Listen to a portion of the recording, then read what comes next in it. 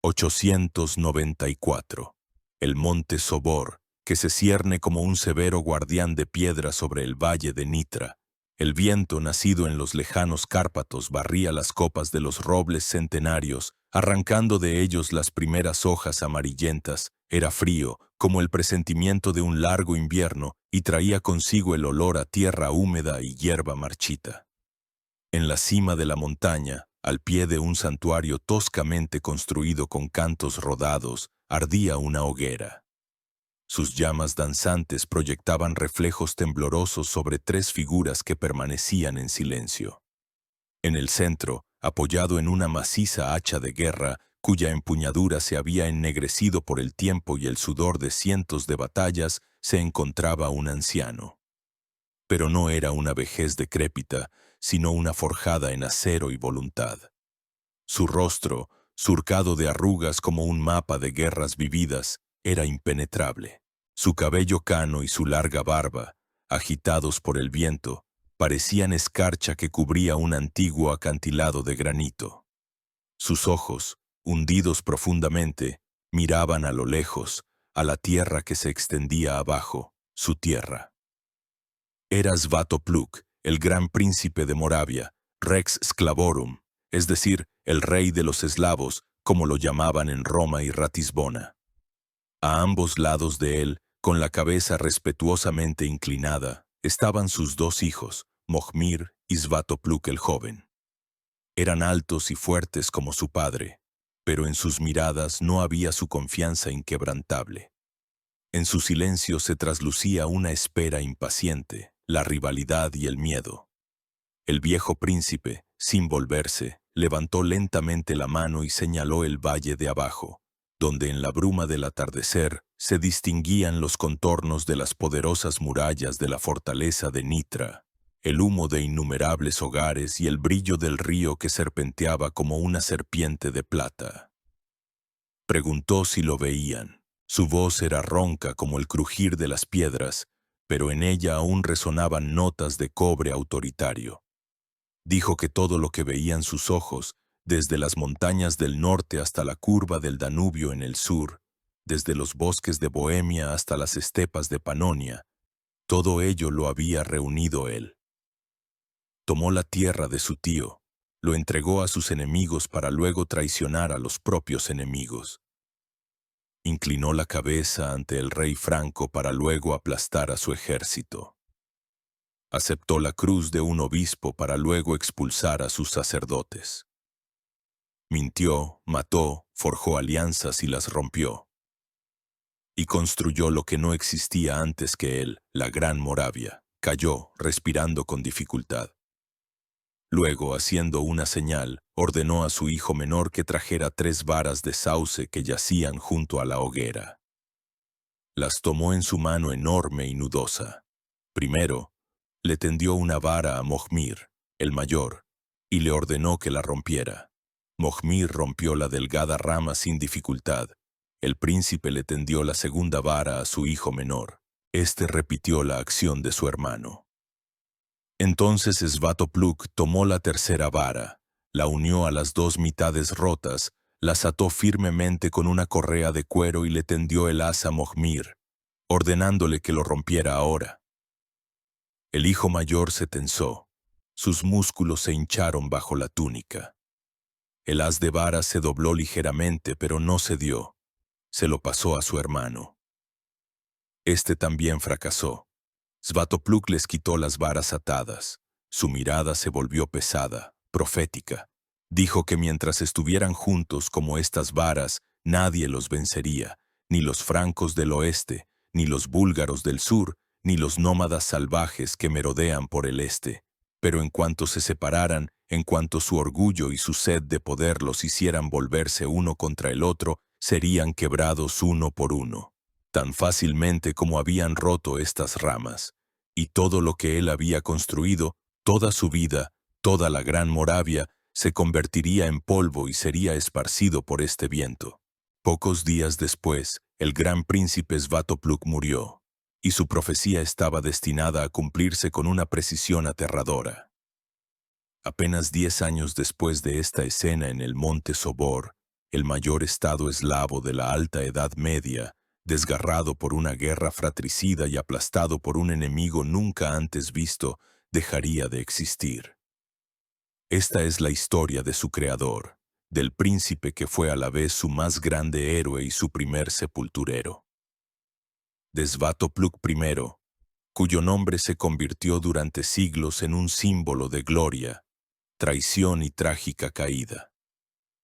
Para comprender la magnitud de los hechos de Svatopluk, su ascenso y caída, es necesario sumergirse primero en el mundo turbulento, cruel y lleno de cambios que lo engendró. La Europa del siglo IX era un mosaico cosido con los restos de antiguos imperios y reinos bárbaros recién nacidos. Fue una época en la que las fronteras se trazaban con la espada. La fe era un instrumento de la política y el derecho a la vida y al poder solo se determinaba por la fuerza bruta. Al oeste de las tierras donde vivían los eslavos se extendía una sombra gigantesca, el Imperio Franco, la creación de Carlomagno. Apenas una generación antes, este poderoso monarca había unificado bajo su poder casi toda la Europa occidental cristiana, desde los Pirineos hasta el Elba, y en el año 800 fue coronado en Roma como emperador de los romanos.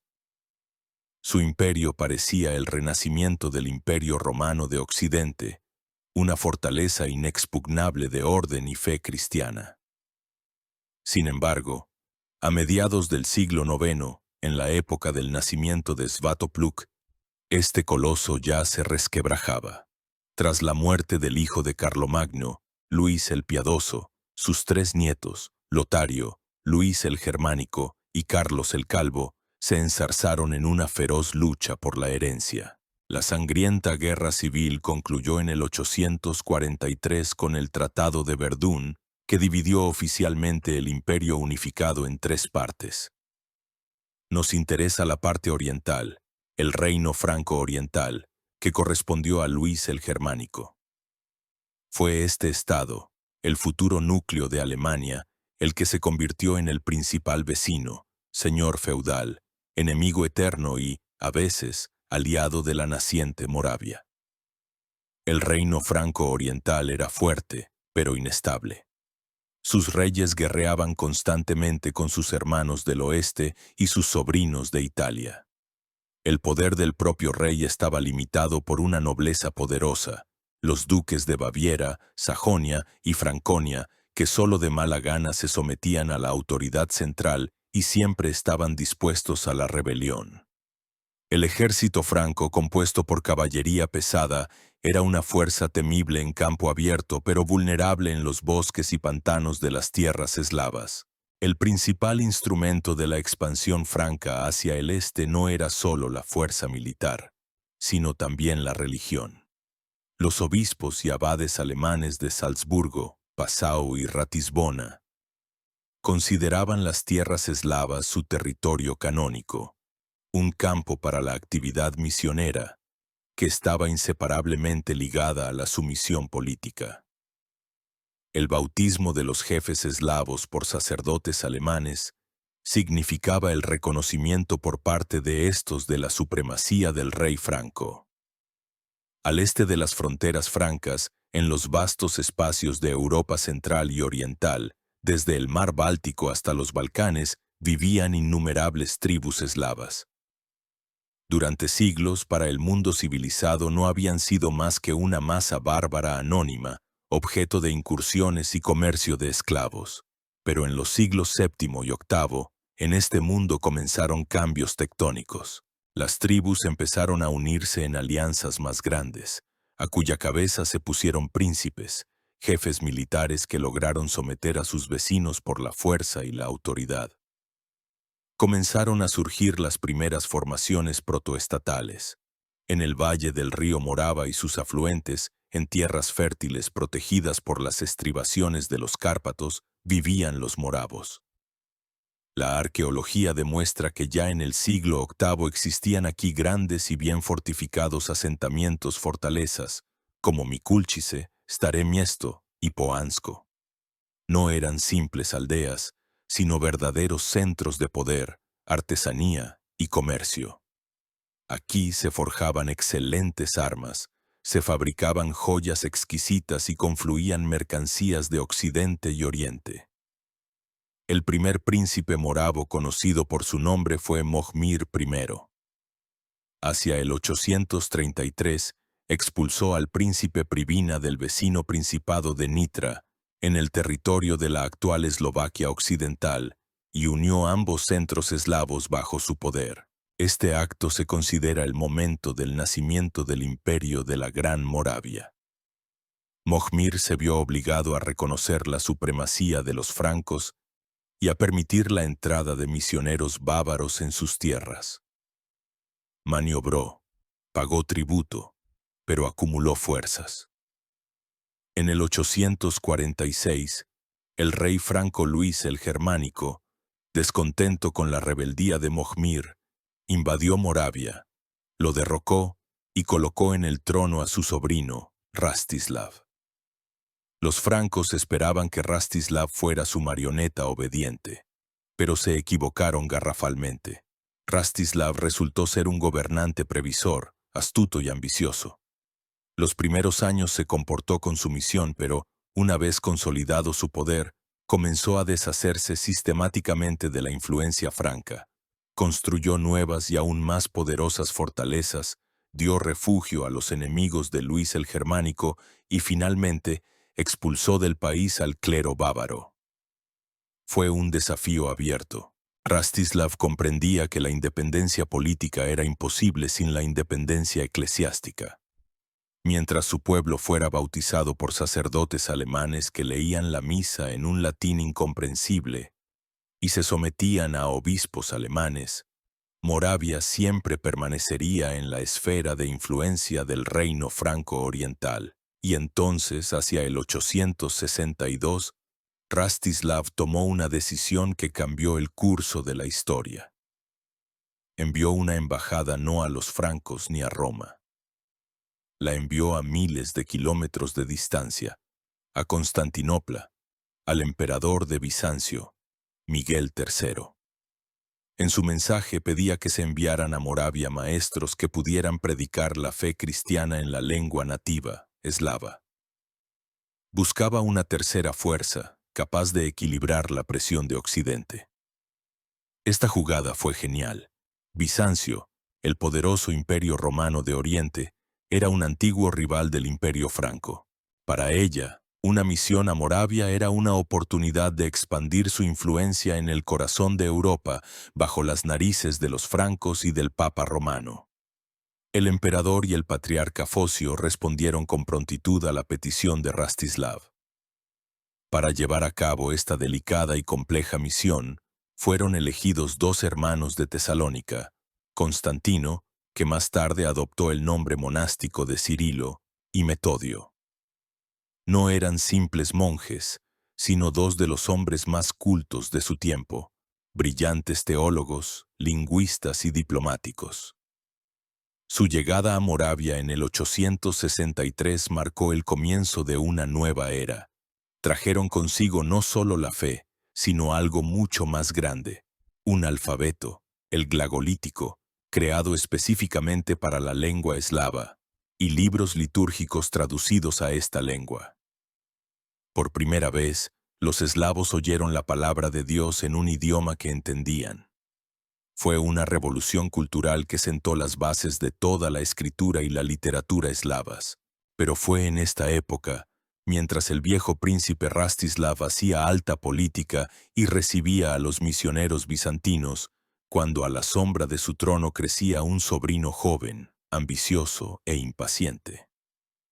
Gobernaba su propio principado de Nitra, acumulaba su propia druzhina y observaba con atención celosa las acciones de su tío.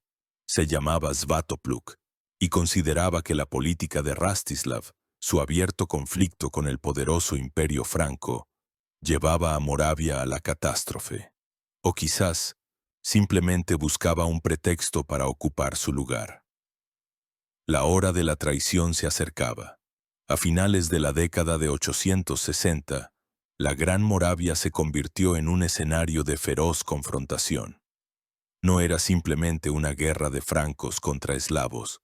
Era un choque de civilizaciones, una batalla por las almas y las mentes de todo un pueblo. Por un lado, el reino franco-oriental y su fiel aliado, el clero alemán, que buscaban someter las tierras eslavas por la fuerza de las armas y la cruz latina. Por otro, el príncipe Rastislav, apoyado en la misión bizantina de Cirilo y Metodio, que luchaba por la creación de una iglesia y un estado eslavos independientes. Y dentro de esta lucha, como un veneno oculto, maduraba una tercera fuerza, las ambiciones de Svatopluk. Svatopluk, como príncipe apanado del Principado de Nitra, era formalmente vasallo de su tío Rastislav. Sin embargo, su posición era ambigua. Nitra, el segundo centro más importante del imperio, gozaba de una considerable autonomía. Svatopluk tenía su propia druzhina, sus propias fortalezas y, lo más importante, sus propias ambiciones políticas. Veía cómo la arriesgada política antifranca de Rastislav provocaba una campaña militar franca tras otra. En el 864, Luis el Germánico asedió a Rastislav en su fortaleza de Devin, y el príncipe moravo tuvo que reconocerse de nuevo como vasallo de los francos, aunque fuera una concesión temporal. Svatopluk, observando esto, se inclinaba cada vez más a la idea de que la confrontación con los francos era perjudicial. O, lo que es más probable, utilizaba esta idea como una cómoda justificación para sus planes. Comenzó a mantener negociaciones por separado con los francos. Para Luis el Germánico y su hijo Carlomán, margrave de la Marca Oriental, la futura Austria, el sobrino descontento y ambicioso del príncipe moravo, era un verdadero regalo. Vieron en él el instrumento ideal para derrocar a Rastislav y establecer un control total sobre Moravia. Las fuentes no han conservado los detalles de estas negociaciones secretas, pero su esencia es obvia. Svatopluk, a cambio de la promesa de apoyo franco en la toma del poder supremo en Moravia, se comprometió a actuar en su interés. Se convirtió en una quinta columna dentro de su propio estado. Rastislav, absorto en la lucha contra el enemigo externo y en el apoyo a la misión de Metodio, pues Cirilo ya había muerto en Roma, al parecer no descubrió de inmediato los planes de su sobrino o subestimó el grado de su perfidia. En el 869, los francos emprendieron otra gran campaña contra Moravia. Las tropas de Luis el Germánico, bajo el mando de sus hijos Carlomán y Carlos el Gordo, invadieron el país desde diferentes direcciones. Devastaron las tierras de los moravos, pero no lograron tomar las principales fortalezas de Rastislav. En esta guerra, Svatopluk, aunque debía luchar del lado de su tío, muy probablemente actuó de forma pasiva o incluso saboteó en secreto los esfuerzos militares de los moravos. El apogeo del drama llegó en el 870. Rastislav finalmente se dio cuenta de que su sobrino era un traidor que llevaba al país a la ruina. Decidió eliminar la amenaza. Según los anales de Fulda, la principal fuente de información sobre estos acontecimientos desde el lado franco, Rastislav organizó un banquete al que invitó a Svatopluk, con la intención de matarlo durante la fiesta. Pero Svatopluk fue advertido. Quizás tenía sus propios hombres en la corte de su tío, o quizás él mismo era lo suficientemente perspicaz para sentir la trampa. Se presentó en el banquete, pero con el pretexto de una cacería de halcones, lo abandonó antes de que los conspiradores pudieran llevar a cabo su plan. Ahora tenía las manos libres. El intento de asesinato, real o imaginario, nunca lo sabremos, le daba el derecho moral a un contraataque, y asestó ese golpe, ruin y aplastante. En lugar de simplemente huir con los francos, decidió ofrecerles un regalo inestimable. Reuniendo a su druzhina de Nitra, rastreó a Rastislav y lo capturó. A su propio tío, el gran príncipe de Moravia, el hombre que durante décadas había luchado por la independencia de su pueblo, Svatopluk, como a un criminal, lo ató y lo entregó a Carlomán, quien a su vez lo envió a su padre, el rey Luis. El destino de Rastislav fue terrible. En Ratisbona, la capital de Baviera, se le sometió a un juicio espectáculo. Al príncipe moravo, encadenado, lo introdujeron en la asamblea de la nobleza franca. Se le acusó de traición y de violar su juramento de vasallaje. La sentencia estaba predeterminada, la pena de muerte. Sin embargo, Luis el Germánico, mostrando misericordia, conmutó la ejecución por la ceguera. Esta cruel tradición bizantina garantizaba que un gobernante ciego nunca más podría aspirar al trono. En un oscuro calabozo, a Rastislav le quemaron los ojos con un hierro al rojo vivo. El gran príncipe, constructor del Estado moravo, se convirtió en un inválido ciego e indefenso. Fue arrojado a un monasterio, donde poco después murió, olvidado por todos, excepto, quizás, por algunos de sus fieles discípulos de Metodio. La traición se había consumado. Svatopluk había alcanzado su objetivo. Se había deshecho de su tío y, como él creía, se había despejado el camino al trono. Esperaba que los agradecidos francos lo proclamaran inmediatamente nuevo gobernante de una Moravia unificada. Pero se equivocó garrafalmente, subestimando la perfidia de sus nuevos patrocinadores. Los francos lo habían utilizado para aplastar a Rastislav, pero no tenían ninguna intención de entregarle el país. Querían quedárselo para ellos, y la siguiente víctima en su juego debía ser el propio Svatopluk. Habiendo entregado a su tío a una muerte atroz, Svatopluk se encontraba en el umbral del triunfo. Estaba seguro de que los francos, habiendo recibido de él un servicio tan valioso, cumplirían su parte del trato y le transferirían el poder supremo sobre toda Moravia. Pero en lugar de una corona principesca, le esperaba una celda. Los años 870 y 871 se convirtieron para él en una época de la más profunda humillación y, al mismo tiempo, de la más profunda revelación. Aprendió por su propia y amarga experiencia una lección que definiría toda su política posterior. No se puede confiar en nadie, y el derecho al poder solo se puede conquistar por la fuerza de la propia espada. Los francos, habiéndose deshecho de Rastislav por medio de Svatopluk, decidieron que ya no necesitaban intermediarios. ¿Por qué poner al frente de Moravia a un príncipe eslavo, aunque fuera leal, que un día podría seguir el ejemplo de su tío? El rey Luis el Germánico tomó la decisión de anexionarse completamente Moravia e incorporarla al reino franco-oriental. Para gobernar el país, envió a dos de sus margraves, Engelskalk y Guillermo. Estos dos, conocidos por su crueldad y avaricia, se convirtieron en los gobernadores de facto de Moravia. Establecieron guarniciones francas en las principales fortalezas moravas y comenzaron a gobernar el país como un territorio conquistado, imponiendo pesados tributos al pueblo y tratando a la nobleza local con desprecio. ¿Y qué fue de Svatopluk? También fue acusado de traición. Carlomán, hijo de Luis, declaró pérfidamente que Svatopluk, al gobernar su principado de Nitra, supuestamente había ocultado parte del tributo destinado al rey. Fue un pretexto inventado. Svatopluk fue arrestado, encadenado y enviado a Baviera, donde fue arrojado a una prisión. La historia dio un giro terrible. El sobrino que traicionó a su tío se encontró en la misma situación que su víctima. Los francos, después de usarlo, decidieron deshacerse también de él. Parecía que su destino estaba sellado. Mientras tanto, en Moravia crecía un sordo descontento.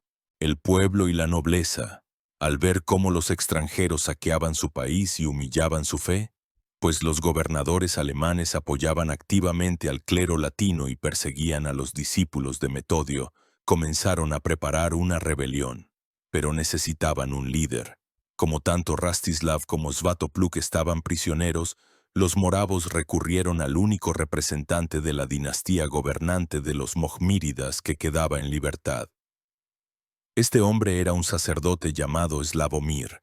Era pariente de Rastislav y Svatopluk. A pesar de su estado clerical, Slavomir resultó ser un hombre decidido y valiente. Se despojó de su hábito, tomó una espada y encabezó una rebelión nacional contra la ocupación franca. En el 871, las guarniciones francas ardieron por toda Moravia. Los rebeldes, utilizando tácticas de guerrilla y un excelente conocimiento del terreno, comenzaron a exterminar a los ocupantes. Masacraron a las tropas de los margraves Engelskalk y Guillermo, limpiando de ellos la mayor parte del país. El dominio franco, que parecía tan sólido, se derrumbó de la noche a la mañana. Las noticias de la rebelión en Moravia llegaron a la corte de Luis el Germánico y lo enfurecieron. El rey se dio cuenta de que había subestimado a los eslavos. Comenzó a reunir un gran ejército para una expedición de castigo. Y en ese momento, a alguno de sus consejeros, quizás al propio Carlomán, se le ocurrió una idea que les pareció genial. Recordaron a Svatopluk, que languidecía en prisión. ¿Quién mejor que él conocía todos los puntos débiles de la defensa morava, todos los senderos secretos y a todos los jefes influyentes? Decidieron utilizarlo una vez más. Svatopluk fue sacado de la cárcel, y Carlomán le propuso un trato: libertad y poder en Moravia a cambio de ayuda para sofocar la rebelión.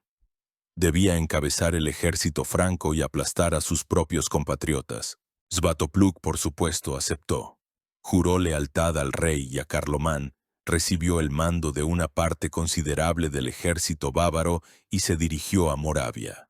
Los francos estaban seguros de que él, humillado y quebrado, sería su perro fiel.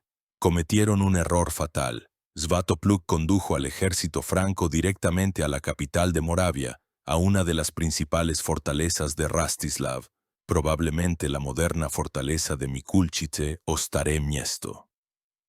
El campamento de los rebeldes, liderado por Slavomir, se encontraba dentro de la fortaleza.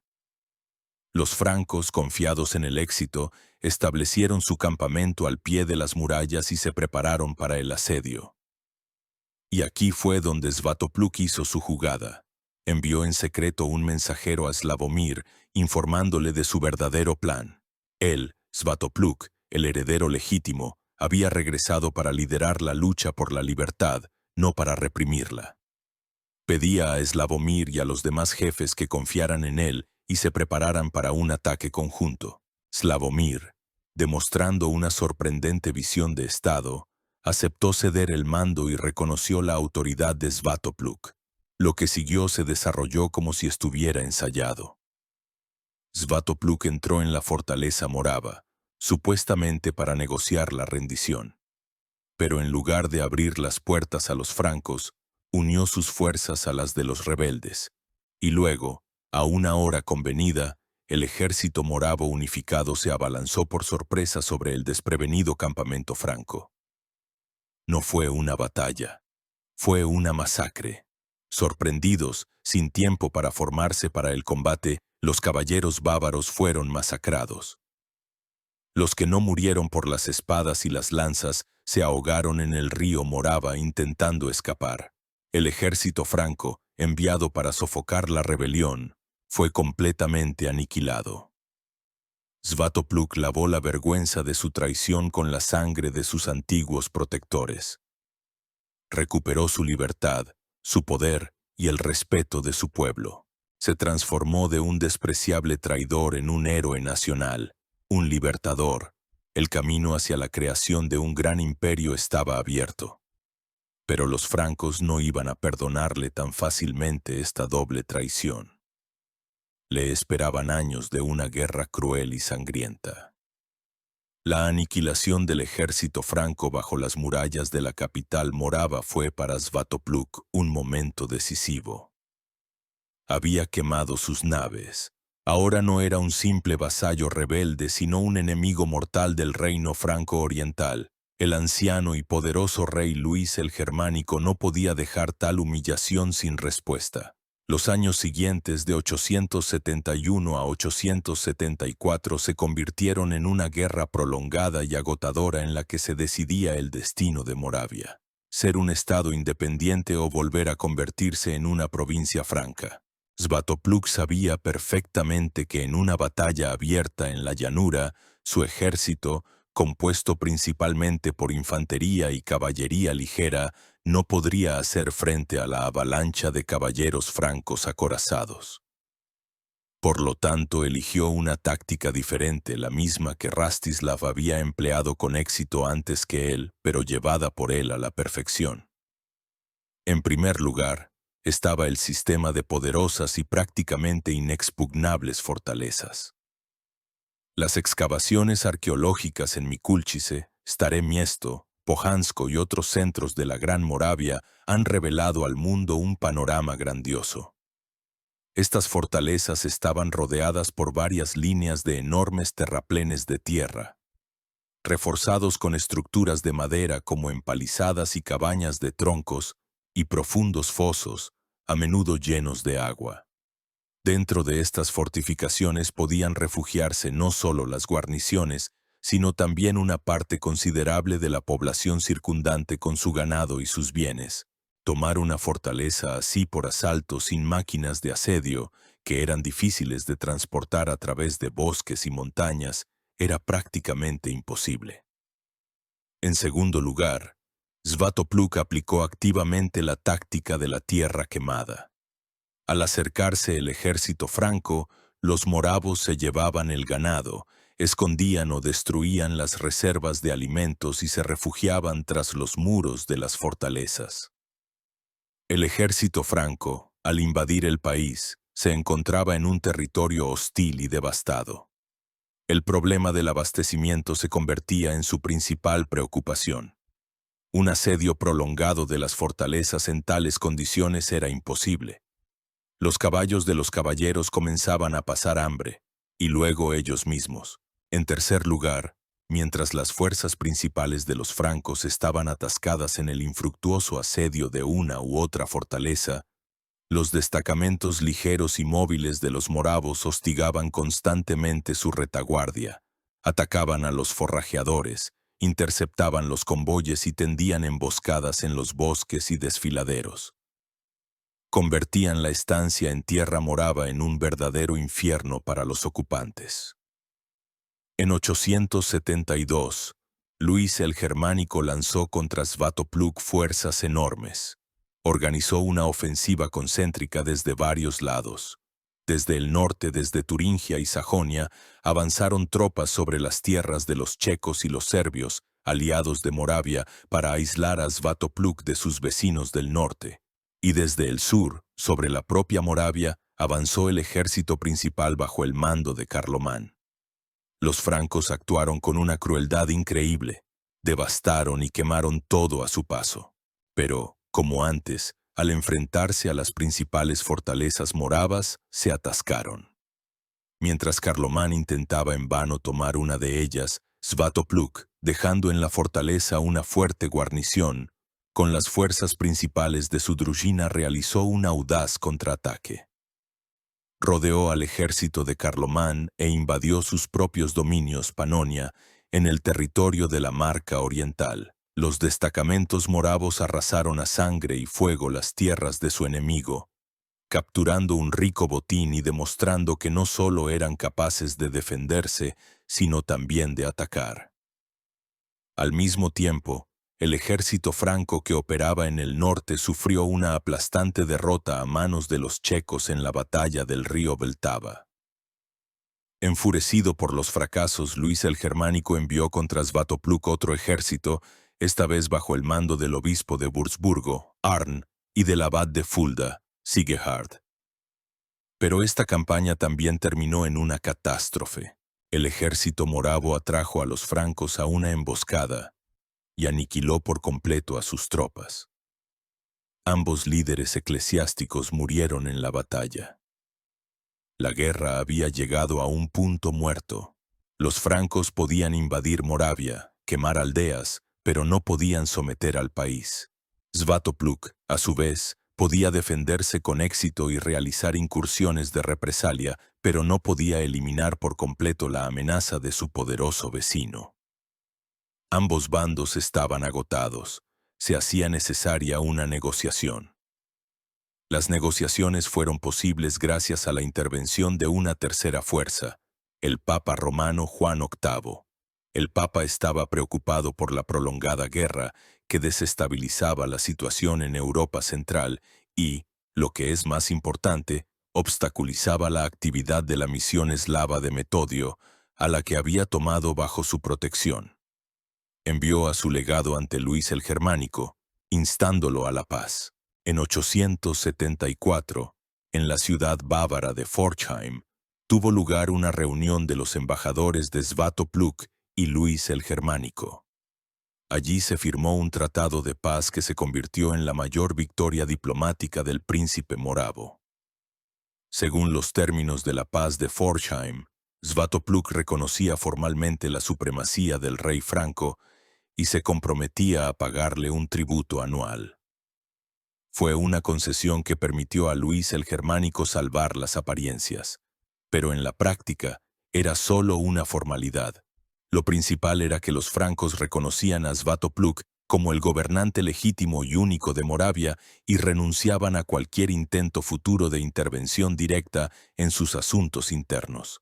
En esencia, la paz de Forchheim de 874 fue el acta de nacimiento de un nuevo estado eslavo, de facto independiente y poderoso, en el centro de Europa. Svatopluk había defendido su país. El tributo que pagaba no era el pago de un vencido, sino más bien un pago por la paz, una especie de póliza de seguro contra futuras agresiones. Ahora, habiendo asegurado sus fronteras occidentales, podía finalmente dirigir su mirada hacia otras direcciones. El período de defensa había terminado. Comenzaba la era de la gran expansión. Svatopluk, de defensor, se convertía en conquistador. Habiendo hecho las paces con los francos, Svatopluk obtuvo lo más valioso que un gobernante de esa época podía soñar: la paz en sus fronteras occidentales. Esto le desató las manos y le permitió dirigir todo el poder de su ejército, curtido en la batalla, contra sus vecinos. La década siguiente, desde mediados de la década de los 70 hasta mediados de la de los 80 del siglo IX, fue un período de rápida y extensa expansión de la Gran Moravia. Svatopluk, como un hábil herrero, forjaba con el martillo de su ejército un vasto imperio a partir de las tribus eslavas dispersas, un imperio que sus contemporáneos a veces llamaban el Imperio de Svatopluk. El primer golpe de Svatopluk se dirigió al norte, a las tierras más allá de los Cárpatos, en el territorio de la actual Polonia meridional. Aquí, en el Alto Vístula, se encontraba una fuerte confederación tribal de los vistulanos, con su capital en Cracovia. La vida de Metodio informa de que Svatopluk emprendió una campaña contra un príncipe pagano muy poderoso, que residía en el Vístula. Este príncipe, según la vida, blasfemaba contra los cristianos y les causaba mal. Metodio, según cuenta la tradición, le predijo a este príncipe: «Sería bueno, hijo, que te bautizaras por tu propia voluntad en tu propia tierra, para no ser bautizado a la fuerza como cautivo en una tierra extraña, y así sucederá». El príncipe no escuchó, y pronto Svatopluk invadió sus tierras, derrotó a su ejército, lo capturó y lo bautizó a la fuerza. Esta campaña, fechada aproximadamente entre los años 875 y 879, condujo a la incorporación al estado de la Gran Moravia de las tierras de los vistulanos, es decir, la pequeña Polonia, y probablemente de las tribus vecinas de Silesia. Los hallazgos arqueológicos en Cracovia y otras fortalezas de esta región confirman una fuerte influencia morava en este período. Para Svatopluk, no fue solo una conquista, fue el control de importantes rutas comerciales que conducían al norte, al mar Báltico, y al este, a las tierras de la Rus. Además, al imponer el cristianismo en su rito eslavo, fortalecía su influencia ideológica sobre las tribus sometidas. La dirección de expansión más importante y compleja para Svatopluk fue el sur, a saber, Panonia, la fértil llanura entre el Danubio y el Drava. Estas tierras, que una vez fueron una provincia romana y luego el centro del Caganato ávaro, en el siglo IX se convirtieron en la manzana de la discordia entre francos, búlgaros y moravos. Para el reino franco-oriental, Panonia era una marca fronteriza estratégicamente importante, un amortiguador que protegía a Baviera de búlgaros y eslavos. Gobernaba esta marca Arnulfo de Carintia, hijo ilegítimo del rey Carlomán, y futuro rey, y luego emperador. Arnulfo fue uno de los generales más enérgicos y talentosos de su tiempo, y se convirtió en el principal rival y enemigo personal de Svatopluk durante muchos años. Svatopluk consideraba Panonia como su zona de interés. En primer lugar, estas tierras estaban habitadas por eslavos. En segundo lugar, aquí se encontraba la diócesis de Metodio, a quien el Papa había nombrado arzobispo de Moravia y Panonia. En tercer lugar, el control de Panonia daba el control del curso del Danubio, una arteria de transporte y comercio de suma importancia. A principios de la década de los 80 del siglo IX, estalló una encarnizada guerra entre Svatopluk y Arnulfo, que las crónicas llaman Bellum Sclavorum, es decir, la guerra con los eslavos. En 882, Svatopluk, reuniendo un ejército de todas las tierras eslavas, invadió Panonia. Esta guerra se libró con una ferocidad increíble por ambas partes. Los moravos, según informan los anales francos, causaron una devastación sin precedentes con fuego y espada. Arnulfo respondió de la misma manera. En 884, al no tener fuerzas suficientes para luchar contra Svatopluk, dio un paso arriesgado. Firmó una alianza con los búlgaros. El kan búlgaro Boris I, que también reclamaba parte de las tierras panonias, atacó Moravia desde el sureste. Svatopluk se encontró atrapado, pero logró resistir. Repelió el ataque de los búlgaros y luego infligió una nueva derrota a Arnulfo. Finalmente, agotados por la guerra, los adversarios firmaron la paz. Según sus términos, Svatopluk, al parecer, estableció su control sobre una parte considerable de Panonia, expandiendo aún más su imperio hacia el sur. Además de estas dos direcciones principales, Svatopluk expandió activamente su influencia en otras fronteras. Al oeste de Moravia se encontraba Bohemia, habitada por tribus eslavas emparentadas. Los príncipes checos, en particular Bořivoj I de la dinastía de los Přemyslidas, habían sido durante mucho tiempo tributarios de los francos. Sin embargo, bajo la creciente presión e influencia de Svatopluk, se reorientaron gradualmente hacia Moravia. Según la leyenda, fue Metodio quien bautizó al príncipe Bořivoj y a su esposa Ludmila. Al final del reinado de Svatopluk, Bohemia, aunque conservando una cierta autonomía, se había incorporado firmemente a su imperio. Al este, la frontera de Moravia pasaba por algún lugar de las montañas de los Cárpatos. Svatopluk extendió su poder también a la región del Tisa, las tierras más allá del Tisa, donde se enfrentó al primer imperio búlgaro. La frontera entre los dos grandes estados eslavos era inestable y a menudo se convertía en escenario de enfrentamientos militares. A finales de la década de los 80 del siglo IX, el imperio de Svatopluk alcanzó su máxima extensión territorial. Se extendía desde el río Saale y los montes metálicos en el oeste hasta el Alto Vístula y el Bug en el este. Desde Silesia en el norte hasta el Drava en el sur. Incluía el núcleo del estado, Moravia y Eslovaquia, así como Bohemia, Lusacia, las tierras de los sorbios lusacianos, Silesia, la pequeña Polonia y parte de Panonia. Era el estado más grande y poderoso de Europa Central en su tiempo. El propio Svatopluk alcanzó la cima de su poder. Ya no era un simple príncipe. En la correspondencia con el Papa romano, se le llama Rex, es decir, rey. Se convirtió en el líder indiscutible de los eslavos occidentales. Pero cuanto más alto subía, más peligrosas se volvían las intrigas que se tejían alrededor de su trono y de su iglesia. Las victorias militares y las conquistas territoriales fueron solo un aspecto del reinado de Svatopluk. No menos compleja e importante fue otra guerra que libró, no en los campos de batalla, sino en las mentes y las almas de sus súbditos, en los scriptoria de los monasterios y en las cancillerías del palacio papal. Fue una lucha por la Iglesia, por el derecho a rezar en la lengua materna, por la independencia del poderoso clero alemán. En esta lucha su principal aliado y al mismo tiempo fuente de constantes problemas fue el arzobispo Metodio. Tras la muerte de su hermano Cirilo en Roma, Metodio continuó en solitario su gran misión. En 869, el Papa Adriano II, deseoso de extender la influencia de Roma a las tierras eslavas y de debilitar las posiciones de Bizancio y de los obispos alemanes, consagró a Metodio como arzobispo de Moravia y Panonia. Fue un paso revolucionario.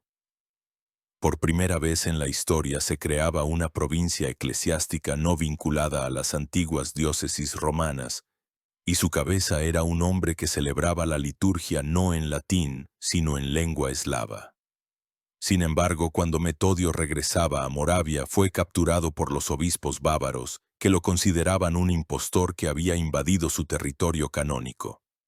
Lo sometieron a un juicio, se burlaron de él y lo arrojaron a una prisión en Suabia, donde pasó casi 3 años en condiciones terribles. Solo después de que Svatopluk expulsara a los francos y llegara al poder un nuevo y enérgico papa, Juan VIII, Metodio fue liberado y pudo regresar con su grey.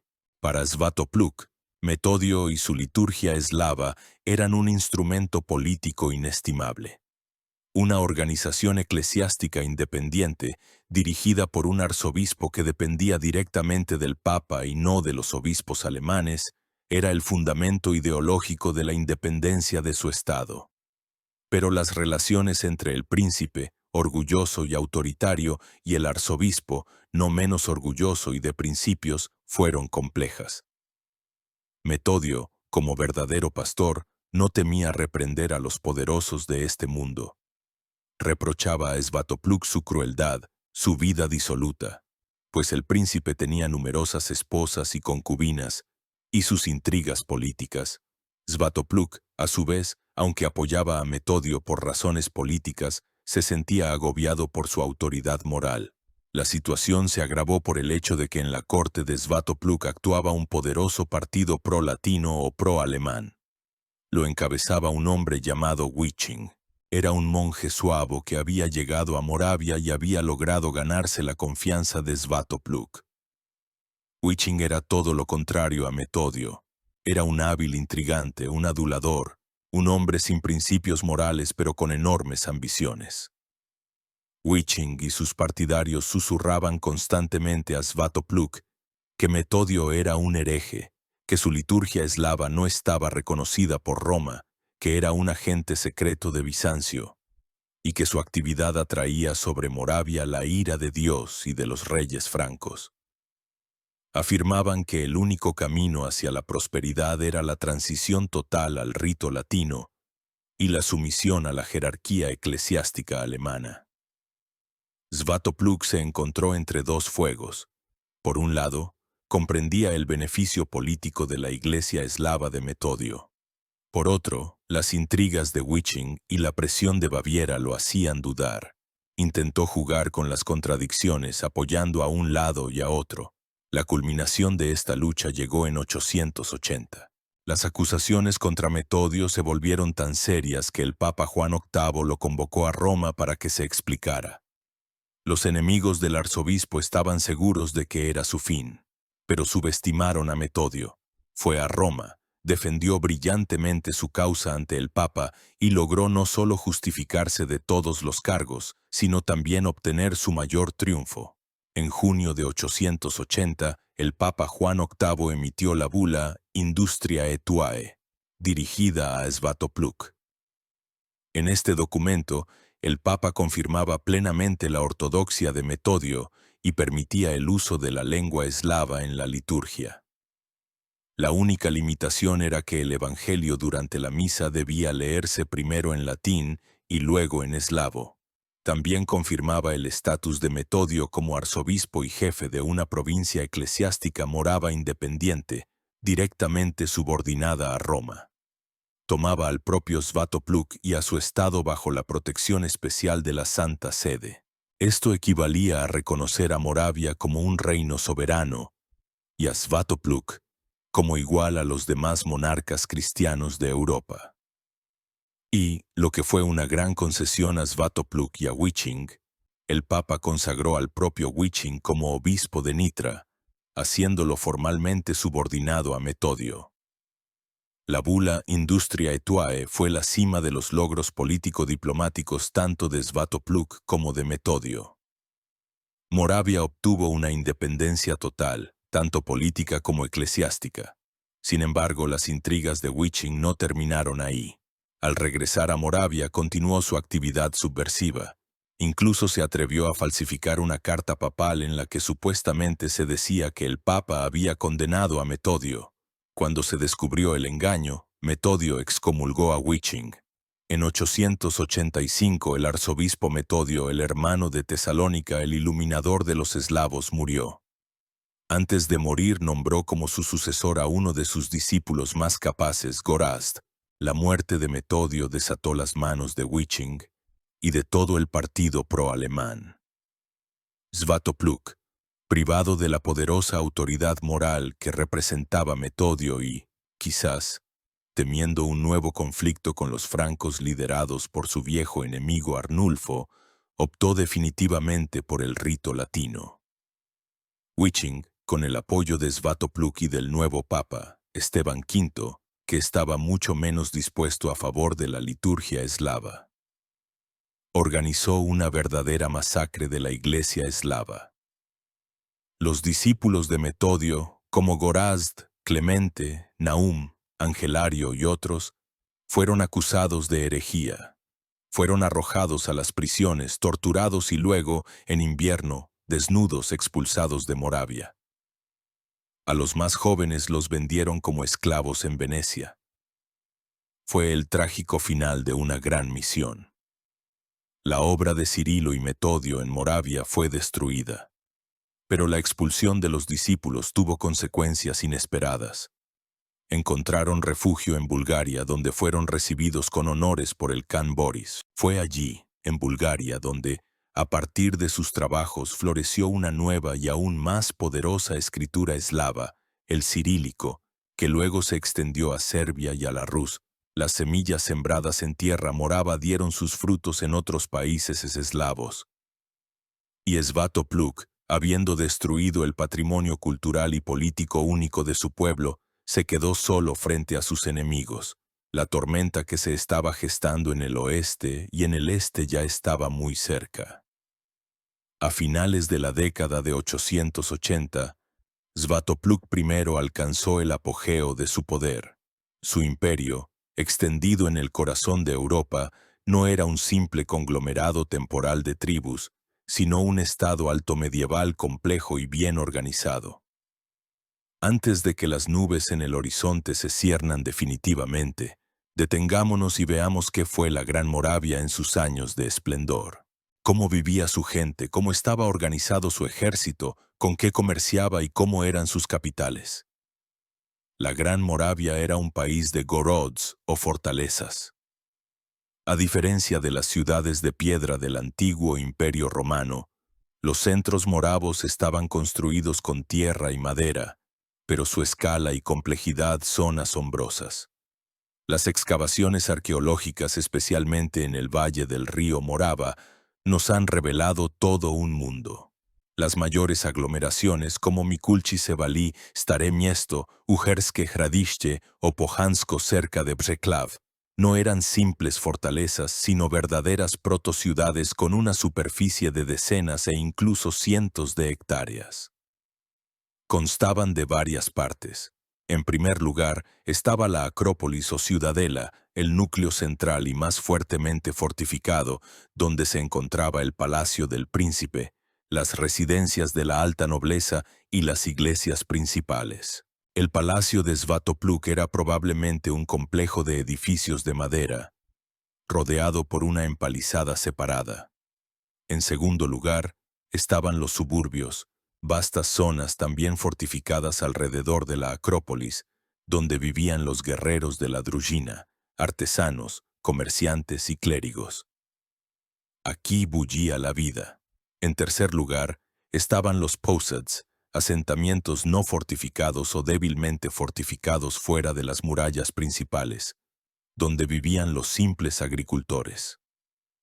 Mikulčice es especialmente impresionante.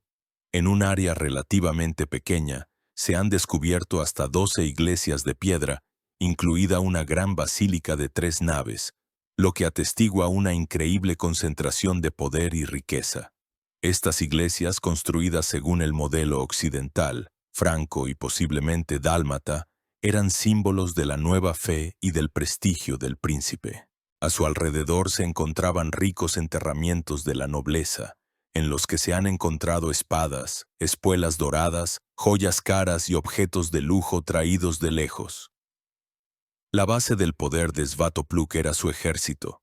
Constaba de 2 partes principales. En primer lugar, estaba la Druzhina del príncipe, guerreros profesionales que estaban permanentemente al servicio del príncipe y constituían el núcleo del ejército. Se trataba de infantería pesadamente armada y, en menor medida, de caballería. Los miembros de la Druzhina estaban magníficamente equipados. Su arma principal era una espada de doble filo de tipo carolingio, una lanza y un hacha de guerra Bradax. Para la defensa utilizaban escudos redondos o en forma de almendra, cascos a menudo de forma cónica con nasal, y cotas de malla. El mantenimiento de tal Druzhina requería enormes recursos que el príncipe obtenía de los tributos, el botín de guerra y los ingresos del comercio. En segundo lugar, estaba la milicia, los miembros libres de la comunidad que, en caso de una gran guerra, estaban obligados a ponerse bajo los estandartes del príncipe. Su armamento era mucho más simple, por ejemplo, lanzas, hachas y arcos. El ejército moravo era famoso por su disciplina y su habilidad para luchar en terrenos accidentados y boscosos, donde la pesada caballería franca perdía su ventaja. Eran maestros de las emboscadas y los ataques por sorpresa, y sus fortalezas servían de retaguardia segura. Svatopluk, siendo un comandante experimentado, combinaba hábilmente la táctica defensiva con audaces operaciones ofensivas, lo que le permitió no solo defender el país, sino también expandir considerablemente sus fronteras. La Gran Moravia ocupaba una posición geográfica ventajosa en la encrucijada de importantes rutas comerciales. En primer lugar, estaba la ruta del Danubio, la principal arteria fluvial que conectaba Europa occidental con Bizancio y el Mar Negro. El control del curso medio del Danubio le daba a Svatopluk la posibilidad de cobrar peajes a los barcos mercantes que pasaban. En segundo lugar, estaba la ruta del ámbar, una antigua ruta por la que el ámbar de la costa del mar Báltico se transportaba al sur, al Mediterráneo. En tercer lugar, estaba la ruta oriental, que conducía a través de Cracovia y las tierras de los vistulanos a la Rus, a Kiev, desde donde se abría el camino al mundo árabe y a Asia Central. Los principales artículos de exportación de Moravia eran, al parecer, los esclavos capturados en numerosas guerras, la miel, la cera, las pieles y, posiblemente, productos artesanales. A cambio, a Moravia se importaban artículos de lujo, como armas francas caras, sedas y brocados bizantinos, joyas, especias y sal.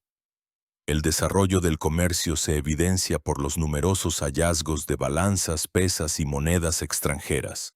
La propia Moravia no acuñaba su propia moneda, utilizando como dinero dirhams árabes, sólidos bizantinos y denarios francos, así como grivnas de hierro, es decir, lingotes estandarizados en forma de hacha. La sociedad morava tenía una clara estructura jerárquica. El príncipe se encontraba en la cima de la pirámide. Su poder era prácticamente ilimitado, se basaba en la fuerza militar y en una autoridad sagrada. reforzada por la fe cristiana. La nobleza, o velmoji, lechové, era la capa superior de la sociedad, compuesta por los allegados del príncipe, los voivodas y los jefes de los grandes clanes. Poseían tierras, tenían sus propias drujinas y formaban el consejo del príncipe. Los miembros de la drujina y el clero constituían la élite, pero su posición dependía del servicio al príncipe. Los miembros libres de la comunidad eran la masa principal de la población, agricultores y ganaderos. Pagaban tributo al príncipe y cumplían con el servicio militar. Los esclavos, o chelad, se encontraban en el escalón más bajo de la sociedad. Eran principalmente prisioneros de guerra. No tenían ningún derecho y eran propiedad de sus amos. El imperio de Svatopluk era un organismo complejo, cohesionado por la voluntad y el talento de un solo hombre. Alcanzó un nivel impresionante de desarrollo político, militar y cultural. Pero esta compleja construcción tenía un punto vulnerable. Dependía demasiado de la personalidad de su creador. Mientras Svatopluk viviera y fuera fuerte, el imperio parecía indestructible. Pero, ¿qué pasaría cuando él ya no estuviera? Esta pregunta se la hacían cada vez más a menudo tanto los amigos como los enemigos del rey moravo. Finales de la década de 880, principios de la de 890. Svatopluk se encontraba en la cima del mundo que él mismo había creado. Lo llamaban rey, su imperio inspiraba temor y respeto. Pero bajo el brillo exterior del poder ya aparecían grietas que presagiaban un rápido colapso. Los últimos años de la vida del gran príncipe se vieron empañados por nuevos y aún más temibles desafíos, tanto externos como internos. El viejo león todavía era fuerte, pero alrededor de sus dominios ya merodeaban depredadores jóvenes y hambrientos. La principal amenaza seguía viniendo del oeste. En 887, en el reino franco-oriental se produjo un golpe de estado. El inepto emperador Carlos III el Gordo fue depuesto y Arnulfo de Carintia fue elegido rey. El viejo e irreconciliable enemigo de Svatopluk, con quien había librado una guerra cruel durante años por Panonia, se convirtió ahora en el gobernante de todo el reino alemán. Arnulfo era todo lo contrario a sus predecesores. Era un gobernante enérgico, belicoso y ambicioso que soñaba con restaurar la antigua grandeza del imperio de Carlomagno. Y en el camino hacia este objetivo se interponía el poderoso imperio de Svatopluk, al que Arnulfo consideraba la principal amenaza a su seguridad y prestigio. La paz entre ellos era imposible. La guerra era solo cuestión de tiempo. El conflicto estalló con nueva fuerza en 892. Arnulfo, reuniendo un enorme ejército en el que no solo había francos, bávaros y alamanes, sino también sus vasallos eslavos, invadió Moravia. Svatopluk, fiel a su táctica probada, se refugió de nuevo en las fortalezas y obligó al ejército de Arnulfo a vagar sin rumbo por un país devastado. La campaña franca volvió a terminar en nada. Al año siguiente, en 893, Arnulfo repitió el intento, esta vez dividiendo su ejército en dos partes, pero esto tampoco le dio resultado. Svatopluk parecía invencible. Pero Arnulfo no era de los que se rinden fácilmente. Si no podía aplastar a Svatopluk con sus propias fuerzas, decidió encontrar a alguien que lo hiciera por él. Y encontró a tal aliado, un aliado cuya aparición en el escenario de la historia europea lo cambió todo. A finales del siglo IX, desde más allá de los Urales, desde las estepas del Volga, llegó a Europa una nueva ola de nómadas. Se trataba de una confederación de 7 tribus fino-ugrias que conocemos con el nombre de magiares o húngaros. Empujados hacia el oeste por otros pueblos esteparios, los pechenegos, los magiares cruzaron los Cárpatos e irrumpieron en la llanura del Danubio Medio, en el corazón de Panonia. Era una fuerza nunca antes vista en estas tierras. Los magiares eran guerreros natos, arqueros a caballo insuperables. Su táctica era la de la guerra esteparia, incursiones relámpago, retiradas fingidas, ataques por sorpresa desde los flancos. Eran ligeros, rápidos e inalcanzables. Para los pueblos sedentarios de Europa, cuyos ejércitos se basaban en la infantería pesada o la caballería, los magiares eran una verdadera pesadilla. Inicialmente actuaron como mercenarios al servicio de diferentes gobernantes. En 892, Arnulfo de Carintia dio un paso fatal. Firmó una alianza con los magiares y los lanzó contra su enemigo, Svatopluk. Las hordas de nómadas invadieron las tierras de la Gran Moravia desde el este, llevando consigo muerte y destrucción. Para Svatopluk, este era un nuevo y desconocido tipo de guerra. Su sistema de fortalezas y su táctica de tierra quemada eran eficaces contra el lento ejército franco, pero eran casi inútiles contra los veloces destacamentos de magiares que no asediaban las fortalezas, sino que pasaban de largo quemando las aldeas desprotegidas, robando el ganado y llevándose cautivos a miles de personas. Fue una guerra de desgaste, una guerra que socavaba la base económica de su imperio. A estas amenazas externas se sumaron problemas internos. Svatopluk envejecía. Tenía al menos 2 hijos adultos de diferentes esposas, Mohmir II y Svatopluk II. Como en muchos reinos bárbaros de la época, en Moravia no existía una ley clara de sucesión. Ambos hijos tenían derechos al trono, y entre ellos ya había comenzado una rivalidad en vida de su padre. Svatopluk, recordando el destino del imperio de Carlomagno, dividido entre sus herederos, intentó evitar la desintegración de su estado. Es probable que con esto esté relacionada la famosa leyenda de las 3 varas. Suplicó a sus hijos que mantuvieran la unidad, comprendiendo que solo juntos podrían hacer frente a sus enemigos. Pero sus palabras, como demostró el futuro, no fueron escuchadas. Las semillas de una guerra fratricida ya estaban sembradas.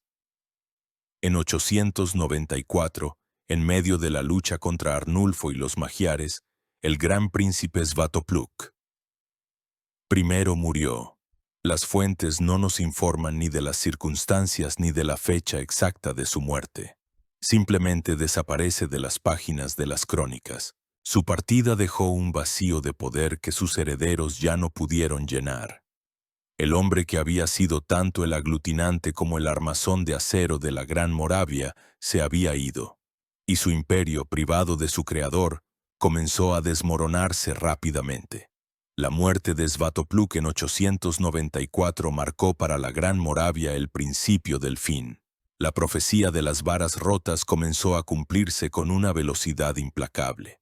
El vasto imperio que había construido durante 3 décadas sobrevivió a su creador solo 12 años.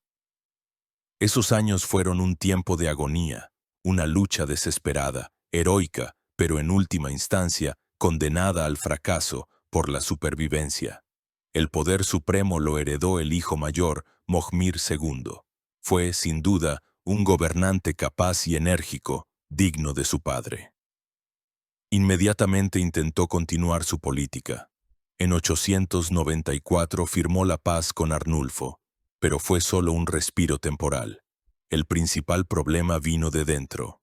El hermano menor, Svatopluk II, que había recibido en apanage el principado de Nitra, el mismo feudo con el que había comenzado su padre, no quiso someterse a Mohmir. Instigado por la nobleza bávara, que veía en la división de Moravia su oportunidad, se rebeló contra su propio hermano. Comenzó una ruinosa guerra civil. En 898, Arnulfo, fiel a su política de divide y vencerás, intervino en el conflicto del lado de Svatopluk II.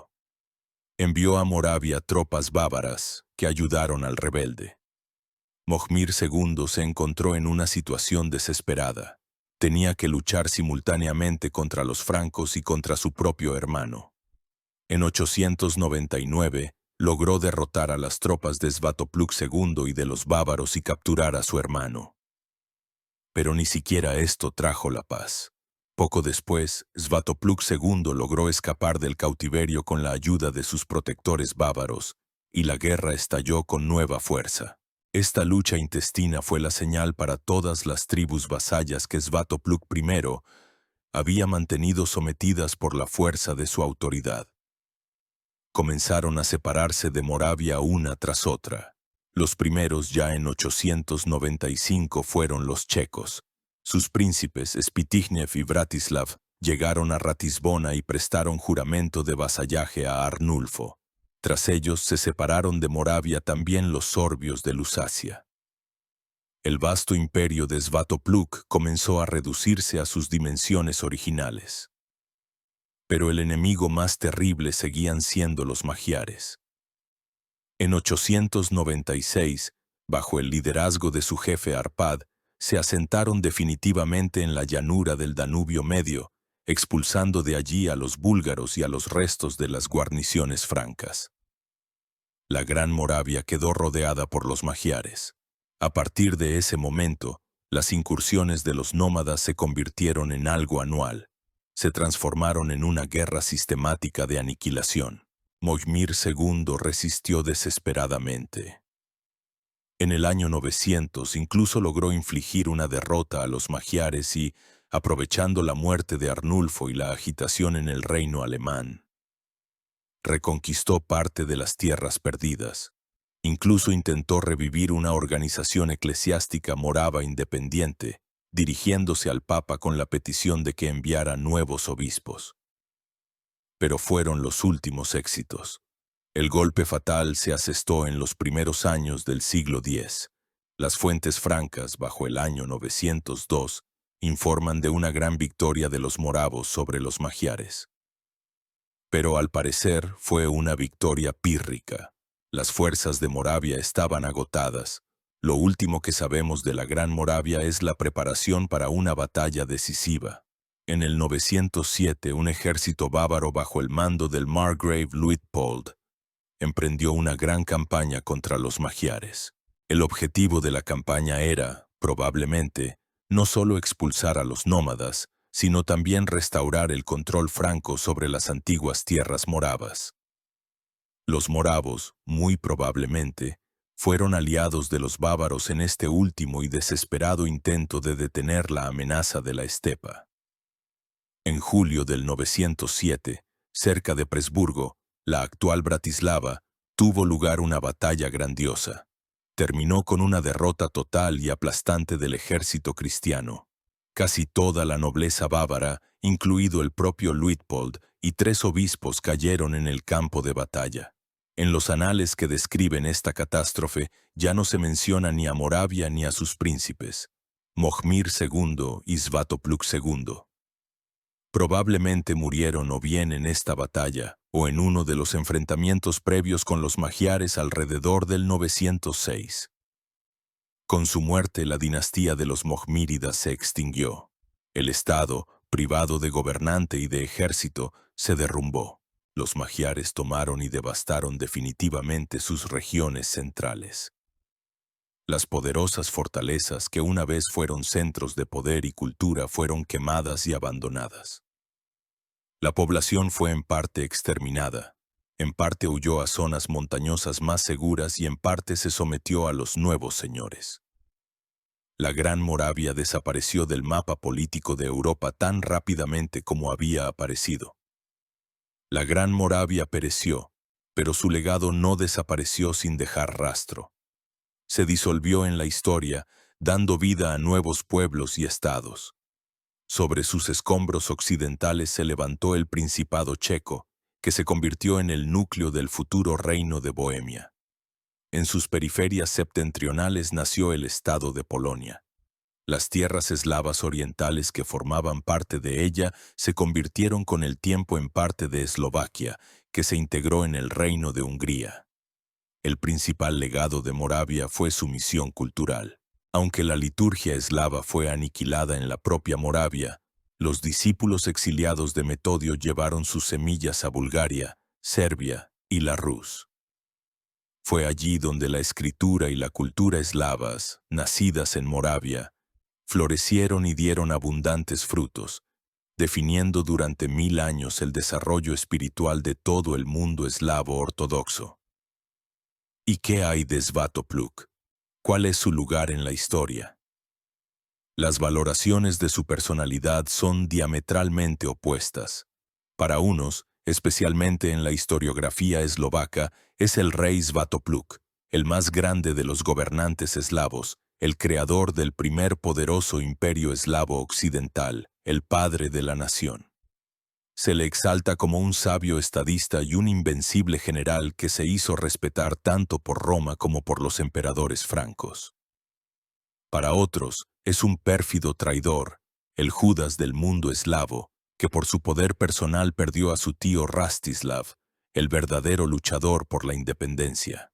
Se le acusa de haber expulsado a los discípulos de Metodio, destruyendo un patrimonio cultural único y condenando a su pueblo a la germanización y latinización.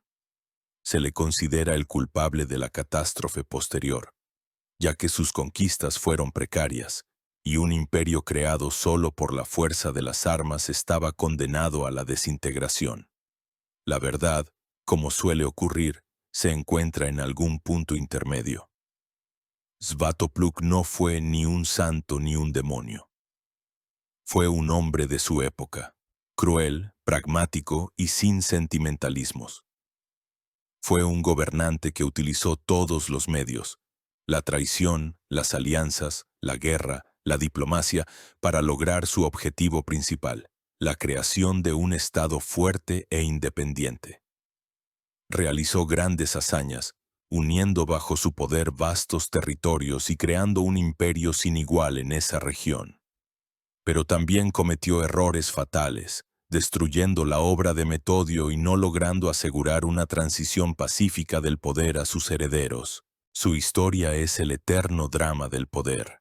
Un drama sobre lo fácil que los mayores logros pueden convertirse en polvo por las pasiones humanas, como el orgullo, la envidia y la sed de poder. La leyenda de las tres varas, independientemente de su autenticidad, se ha convertido en el epígrafe perfecto para su vida y en el epitafio ideal para su imperio caído. Nos recuerda que el Estado más poderoso, el imperio más indestructible construido por un solo hombre, puede derrumbarse como un castillo de naipes si sus herederos olvidan la lección principal. La fuerza está en la unidad. Gracias por pasar este tiempo con nosotros, sumergiéndonos en una de las páginas más brillantes y trágicas de la historia del mundo eslavo. Si te ha gustado este relato, suscríbete a nuestro canal, dale a me gusta y deja tus comentarios. Te esperan muchas más historias fascinantes sobre grandes acontecimientos y personalidades que cambiaron el mundo. Hasta la próxima.